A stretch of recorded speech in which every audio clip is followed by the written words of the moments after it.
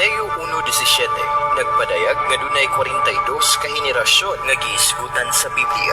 Apan kung ato kining himay-himayon sa pagtuki niini gikan sa unang henerasyon kang Abraham, adunay 14 ka henerasyon ngadto kang David, adunay 14 ka henerasyon hangtod sa paglalin nila ngadto sa Babylonia, hangtod kang Kristo adunay 14, apan kon siksikon o tinagsaon pagsusi adunay 41 lang ka henerasyon hangtod kang Jesus. Kinsa ba ang ika-42 na henerasyon? Kini ang Revelation of Grace. Kauban si Brother Bong Impang magatuki niini ang revelasyon sa grasya sa Dios. Revelation of Grace. Matag dumi. Salamat kay Jem Truser sa DYTR Balita FM. Kumusta kayo lahat dyan mga kapatid? Kay Pastor Pel maghinda po sa Open Bible Church sa Sagbayan, no? At saka kay Doc Mon sa munisipyo ng Sagbayan. O kumusta Doc sa Grace Christian Church dyan, no? Shout out kay Pani Trigosa, no? Ato isod rondo tatawad gikan pa ko sa Pantalan yan ni hunong takadiyot mga 20 minutos siguro, 15 minutos. Shout out sa lahat ng kapatiran natin, kay Iman Impang sa Lupon, kang G. Carl Impang sa Brebanay, kang Kaloy, kang Gloria, kang Mama Diha, o kang Aying. Shout out sa atong mga higala, mga amigo sa Hamilton, Canada, Pastor Boboy Patagnan, sa tanang tibok pamilya, no? Kang Pastor Pat Abilion sa Kansas, USA, o shoutout kang Iris Patagdan sa Biliran, Liti, o kang Pastor Bornelio Ibahan diha, no? Mahal nidot kayo Pastor imong mga real, no? Atong gi-shoutout po si Reverend Pinkian sa San Remigio, o iyang makaubanan diha, no? Atong mga kaigsunan nato diha sa San Remigio, mayong buntag kaniyong tanan. O atong gi-shout out po si Pastor Ibing, no? Ibing Ulaybar, no? O sa tanang pamilya kauban diha, no? Sa Assembly of God Church sa Toledo City. O ato sa gipangumusta si Ramil Impang, si Rochelle, si Benjamin Biloy, atong igsoon nga negosyante, no? O shout out po sa kay Pastor John Biloy, no, sa France, ug sa tanang mga kaigsuonan nato sa Abu Dhabi, no, ka mga anak ni Pastor Niclerio, no, si Hani, si Christine, si Boboy, no, ug sa tanang mga kaubanan diha, no, ug kay Roniel Carbonilla Bigay, no, sa Abu Dhabi. Kumusta lahat? Madali siya, kadiyot, nag-live tani, no? O kang Rumin Nani Vlog, bayong kang Oploy, kumusta na Oploy? Atong gipangumusta usab ang atong ligon nga Vice Mayor niya, Pastor Bigay, no? O si Banji, o sa tanang mga kaigsunan na to sa Pastor Ray Calamba, Ray Calamba, si Tanan, mga Gulayan family. Musta kayo lahat? Mga kaigsunan ng Revelation of Grace, nagapadayon kini o sa kadakong pribilehiyo nga mabulgar na to ang kamatuoran, because that God wants nga masayran na to ang kinatibukan nga lintunganay sa iyahang mensahe. God exposed nowadays, no? The mystery was hid many years and generation. Misteryo natago sa katuigan, sa mga kapanahonan. Pero gusto ipadayag sa Dios in these last days. Manadili sayon kung ipadayag ang kamatuoran kay nalulung ta sa taas nga panahon sa Kristendom, no? Ang giwali sa Kristendom layo ra sa giwali ni Jesus, no? Tinga ko nga wa po ko kabantayan ni sa una nga. Grabe man ang mingon ang Ginoo. Mingon gini ang Ginoo nga bisan pa ang nagdughang sa akong kilid makaabot pa nako. Say nga pag-ingon niya moadto ako niya, mubalik ako, muanha ako. Moadto ako maganda magluna o niya balik ako aron diin gani ako ato sab kamo sa to.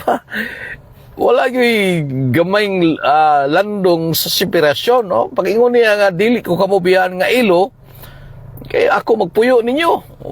Perti mang layuan na to ang Ginoo, mura magtuas beyond the blue man, kanta matag mansion over the hilltop, mga kaigsunan. Yamingon ang Ginoo, ang atong waling, ang ginutuan dito, layo kayo. O niya, matod pa sa Biblia, musudot ta sa langit, o niya, di taganahan musud sa simbahan. No? Mo na itong una-una, no? Kaya ito, comparison ba? It is performance. Pero ang kamatuoran, mingon ang Ginoo, ako, ang amahan mo puyo ni mo. No, John 14, no, mupuyo ko ninyo, himon ka na kong balay, himon ka na kong templo, himon kamo akong templo, dili na kamo itagias yung kagulingon.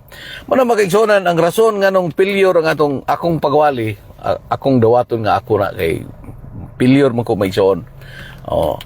Ang akong kahimtang pilyor yun maigsoon tungod kay ang rason nga nung failure nga sa tanang nagwali og cross, no, tanang nagwali sa kaluwasan, tanang nagwali sa kagawasan, those who are not crucified cannot be and are not worthy to preach the message of the cross. Kaya kung unahon na sa cross o na balabag, no, ikaw cross yung ka, ikaw babag yung ka, pero dili man siya maigsoon. Cross is termination, no, na nga kadtong nagwali og cross unya wala malansang. Malamay si Paul, I am crucified with Christ, nevertheless I live. Ako gilansang ko. Kita nga nagwali, kiwa mo malansang. Atong kaugalingong diskarte, atong kaugalingong paningkamot, makaigsonan mo. To those who are not crucified, maigsoon, cannot be or are not worthy to preach the message of the cross. The cross which we preach should crucify us first.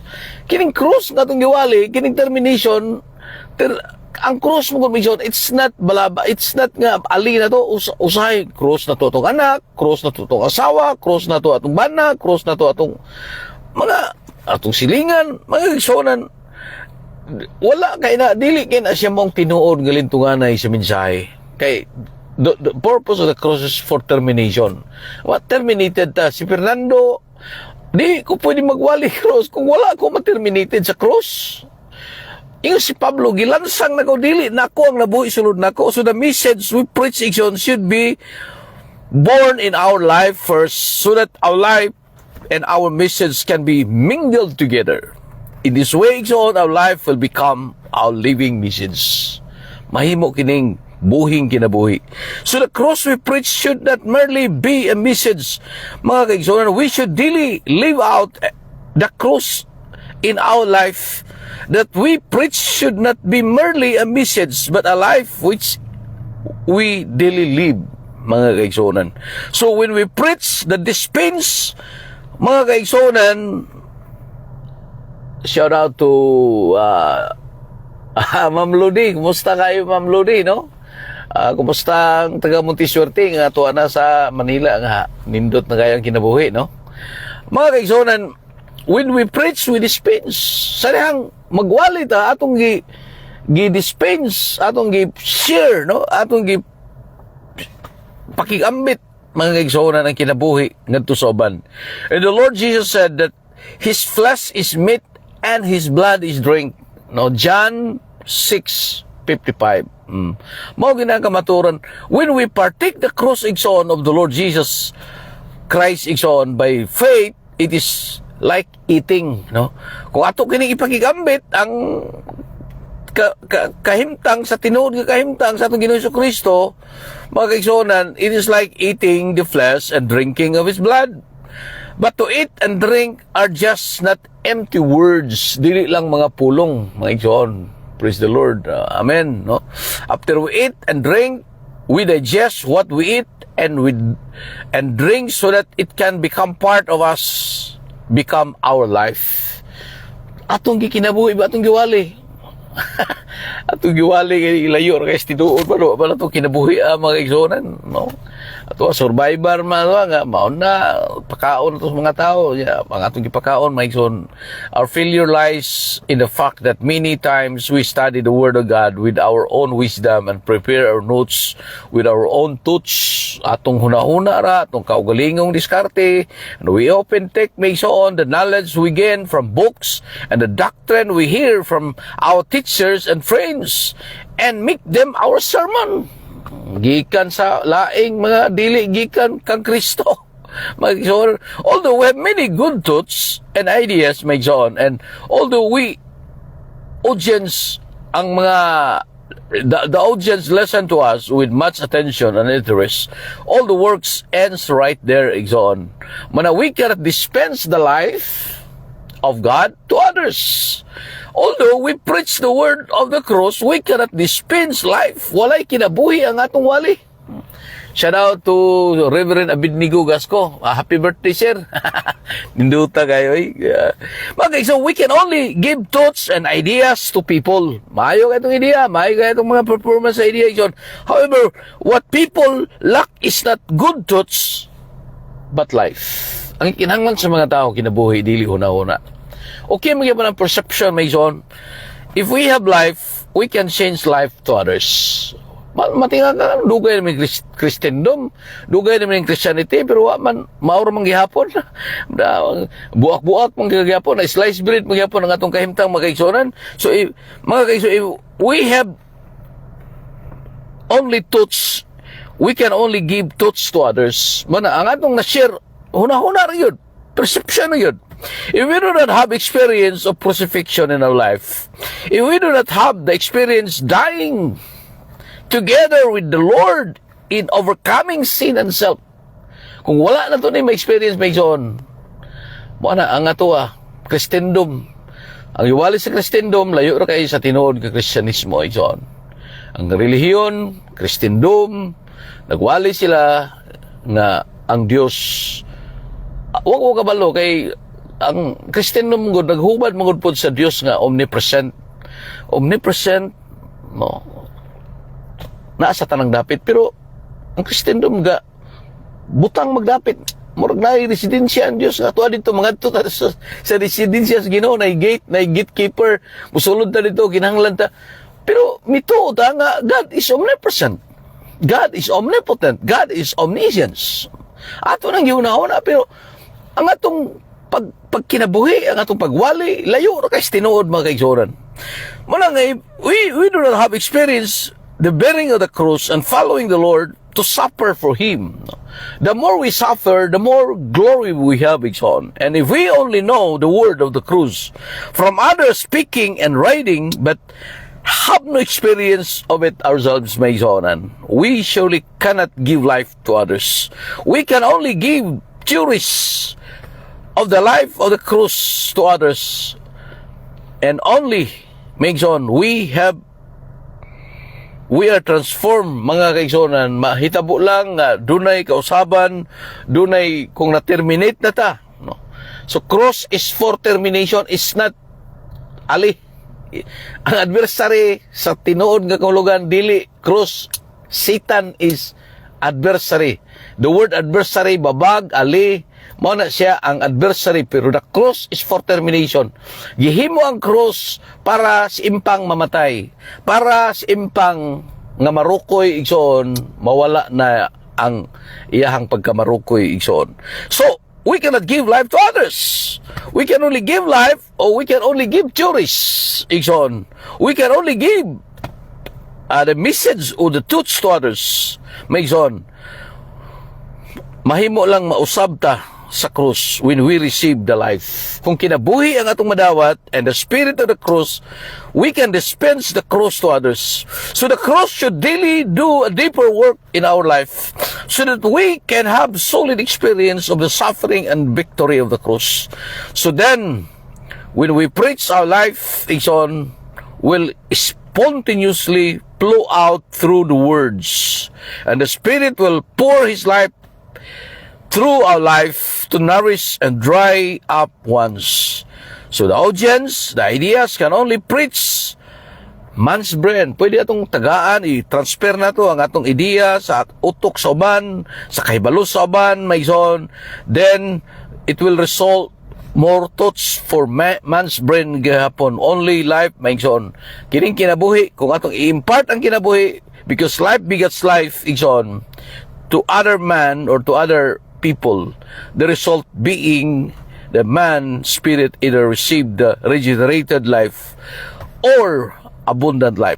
So man thoughts, man's words, man's utterance and theories can only move and reach man's soul. may piktuhan lang yung senses, 5 senses, soul, no? Hearing, smelling, touching, mobilib siya. Gitiko na to ilang dalunggan, mobilib sila. Because they can only move, mga kaigsunan, man's provocation, we move their emotion, we move their mind, and will. Only, mga kaigsunan, life can reach man's spirit. Kung kinabuhi atong ihatag, may pikto na sa kinabuhi sa tao, sa espiritu. Pero kung kaalam lang, kahibalo igsoon. Shout out to Reverend Pinkian, Mayo. Dre, kumusta mo niya? Astang kuya. Astila. All the works of the Holy Spirit makes on is our spirit. Ang trabaho sa Espiritu Santo, mao ang paglimi na to, pag-Kristo na to. Christ means anointing. Gusto niya nga every fiber of our being will be saturated by Him. Tanang dapit, mahimong katahulos, maison, all-embracing. The Holy Spirit pour out His life to others' spirit through us, maison. Therefore, it is most vain thing to save sinners and edify the saints by own's mark, maison, own's touch, own's mind, no? Man's own mind, man's own utterance, and man's own theory. So although what makes on one speak me very persuasive, maayo convincing kayo ba, mga motivators, mga ngilgi kayo istorya iso not outwardly, but we have to know that the Holy Spirit is not co-working with them. Kung inana motivators ta, maayo kita mo ali, maayo kita mo i-changes, ang espiritu wala magapamuhat, mana igsoon nga you transfer idea, thoughts, but the Holy Spirit is not behind His words and not working with Him through His authority and power. So the audience only listen to His words, and there is no change at all in their lives, although they sometimes make vows and resolution. Pag hinulsol, kantag bagong tuig, bagong kinabuhi, tuig kinabagong kinabuhiwa, because these are only excitement of their soul. Dasig kayo sila, excite kayo sila sa mensahe. Pagka ugma malimtan, there is no life behind the words. Walay kinabuhi, magkaigsunan. As a result, there is no power for them to gain what they have not yet gained. Mga kaigsunan, where there is life, there is power. Kinabuhi ang gikinahanglan. In the spiritual matters, there is no power if there is no life. Therefore, if you do not let the Holy Spirit pour out His life through your life in other spirits, other will not have the life of the Holy Spirit and will not have the power to practice what you preach. Unsay atong giwali, dili na mo ipikto ison. Because, what we desire is not eloquence, but the power of the Holy Spirit.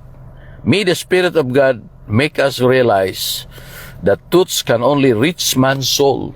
Ang atong mayong hunahuna, ang mayong tagik na to sa pulong, ang mayong na tong presentation sa pag-exegese sa pulong, kutob ra na siya sa kalag, no?